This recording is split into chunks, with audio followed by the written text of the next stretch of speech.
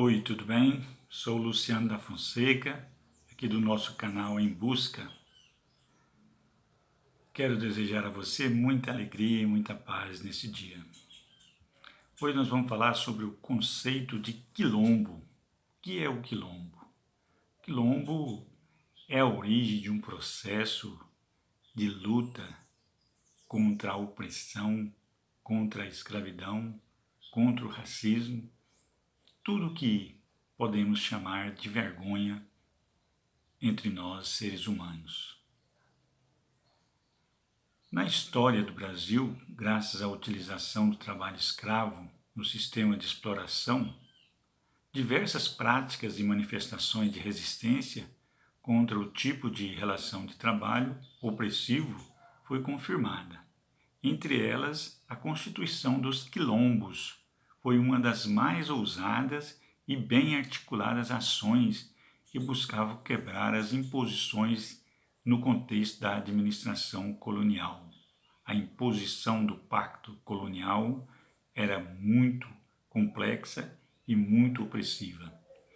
A concepção do quilombo se dá a partir da reunião de vários escravos fugitivos que passa a constituir um tipo de comunidade bastante diferente das que foram criadas pela ação dos colonizadores portugueses por aqui.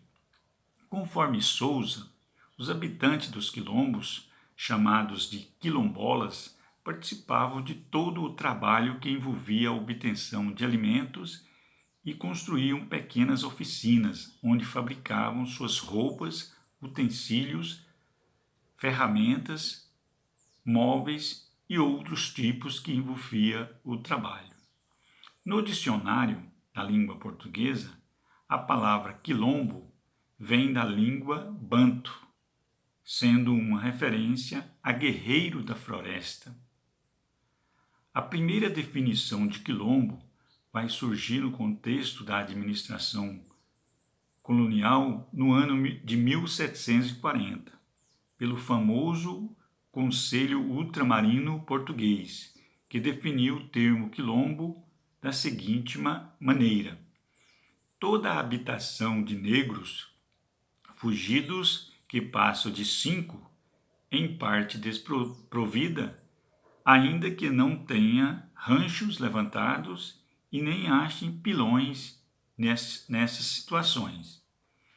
Na literatura especializada, os quilombos eram comunidades formadas por escravos fugidos de fazendas e outras. Esses lugares se transformaram em centros de resistência dos escravos negros que escapavam do trabalho forçado e de todo um conjunto de maldade que era feita em relação a eles. Isso tornou-se comunidades de economia de subsistência e de organização. Na historiografia, o quilombo se apresenta bastante complexo. Geralmente era formado em locais de difícil acesso, tal medida buscava impedir a recaptura dos escravos fugitivos. Por outro lado, o quilombo também era organizado na proximidade de estradas para que os quilombolas pudessem comprar e vender dos viajantes que por ali transitavam. Assim, o termo quilombo não se limitava à forma de abrigo de escravos africanos ou afrodescendentes. Os quilombos também serviam para morada de índios e brancos criminosos que escapavam da justiça. Conforme especialista no assunto quilombo, comunidades quilombolas, nós temos alguns relatos que nessas comunidades desenvolveram um código moral, um código de justiça bastante peculiar, onde internamente era proibido o adultério, o roubo, o homicídio e principalmente a deserção, que era severamente punida pelo Código. Na visão de Thomas Skidmore, os quilombos foram importantes para os traços diversos da cultura africana, ou seja, para a implantação de alguns costumes que nós temos na cultura atual, como, por exemplo, ritos, capoeira, danças, pratos, expressões comuns ao território brasileiro, são nitidamente influenciados pela cultura africana. No entendimento de Bezerra, os quilombos eram espécies de comunidade composta por ex-escravos que fugiam das fazendas na época do Brasil colônia, também do Brasil imperial.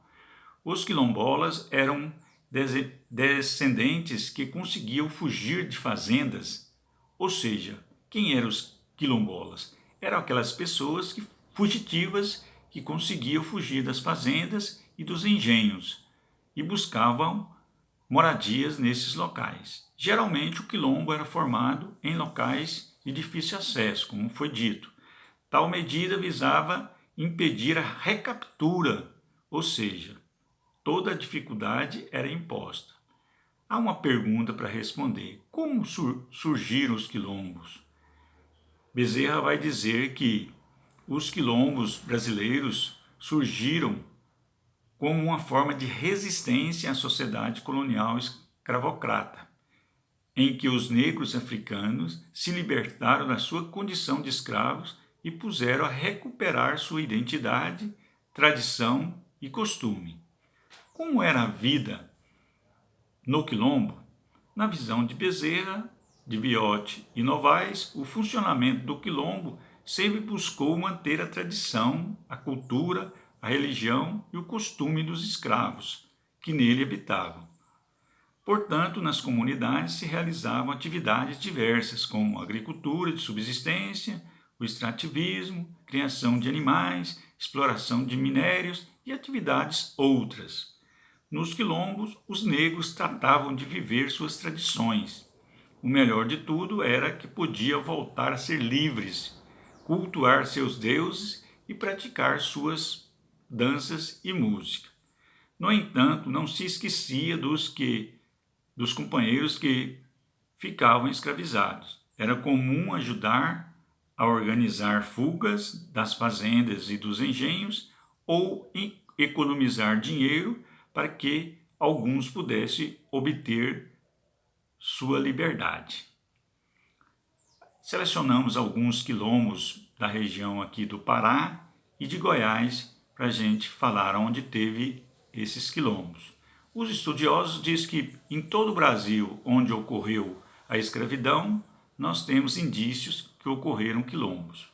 Mas aqui no Pará nós temos vários, podemos citar como Ramal do Caetê, em Moju, Espírito Santo, em Acará, Santo Tomé de Itauçu, em Portel. Em Goiás nós temos diversos. O quilombo do Calunga é o maior do estado de Goiás, que fica em Cavalcante. O quilombo da Vila de São José, que fica em Jaraguá. O quilombo de São Domingos, que fica em Cavalcante. Córrego do Iambu, na Cachoeira Dourada. Vazante, em Divinópolis de Goiás. Água Limpa, no Faina.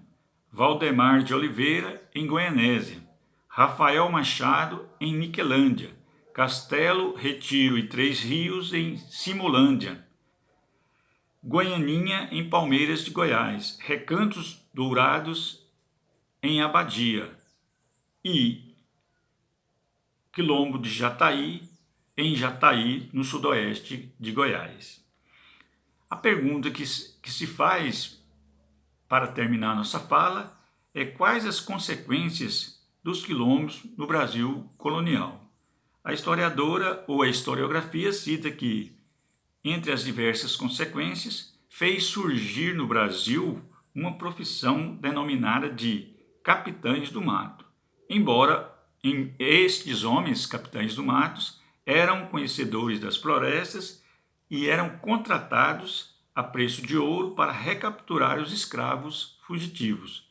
O processo de resistência era permanente. Só lembrando que quem tinha 10 escravos no Brasil colonial era considerado rico, ou seja, então o escravo tinha um preço muito grande, era uma mercadoria valiosa. Para terminar, queria lembrar um pensamento aqui do Nelson Mandela que diz: o sonho com um dia em que todos levantar-se-ão e compreenderão que foram feitos para viverem como irmãos. Nelson Mandela, e o nosso obrigado e até a próxima. Tchau!